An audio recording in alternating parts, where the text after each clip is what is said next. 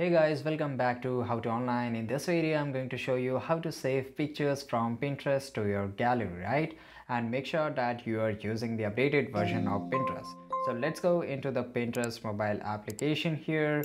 And here you can see a lot of images here. And this was very good, right? So if I like this one, then how I can save it? So if you'll just click and hold this image, you will get this option here, but there's no option to save it, right? So you have to click on the three dots which is on top right side corner. So click here, and here you will get the option to download image, right? So and here if you click on the download image, you have to just give the access, and here you can see that image is downloaded, right?